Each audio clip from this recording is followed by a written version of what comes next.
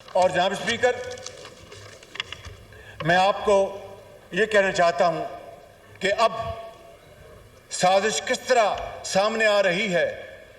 ثاقب نثار اور طارق رحیم کی گفتگو آڈیو جو ان کی کیسٹ ہے وہ لیک ہوئی ہے، وہ سوشل میڈیا پہ آئی، اب تو مین اسٹریم میڈیا پہ بھی چل رہی ہے، اور وہ سازش کھل کے سامنے آ گئی کہ وہ ثاقب نثار جس نے جناب speaker election P T I کو جتوانے کے لیے دھاندلی کا ایک بازار گرم کیا، شیخ رشید جس کو میں شیخ حرم کہتا ہوں، اس کے حلقے میں وہ بطور چیف جسٹس نہیں، ان کے پولیٹیکل ایجنٹ بن کے وہاں پر پہنچ گئے۔ وہ ثاقب نثار جناب اسپیکر جس نے پاکستان کے اندر ہسپتالوں کا نظام تباہ کر دیا، وہ ثاقب نثار جناب اسپیکر جس نے 2.5 سال دن رات سو موٹو لے کر اس قوم کا حلیہ بگاڑ دیا، وہ ثاقب نثار جس نے پی کے ایل آئی میں اپنے بھائی کو بھرتی کرانے کے لیے اس کا بیڑا غرق کر دیا، اور وہ سینکڑوں مریض جو کہ جن کے گردے کی پیوند کاری ہونی تھی، جناب اسپیکر وہ موت کے منہ میں چلے گئے۔ جناب اسپیکر، آپ اندازہ فرمائیں کہ 20 ارب روپے سے وہ ہسپتال بنا۔ کبھی وہ کے پی جاتے تھے اور کبھی کسی کچن میں جا کر وہ برتن دیکھتے تھے، ہفتے اور اتوار کو وہ اپنی عدالتیں لگاتے تھے۔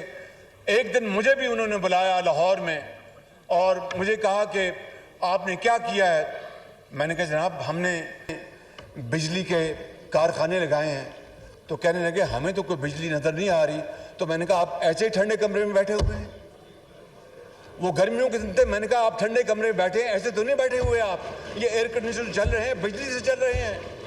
جناب اسپیکر، یہ ہے وہ صورت گھڑی، اور آج وہ ثاقب نثار جن کا کردار پوری قوم کے سامنے آ گیا ہے، وہ کہہ رہے ہیں طارق رحیم کو، خواجہ صاحب وہ دیکھ لینا، وہ فلانے نے وکیل کر لو۔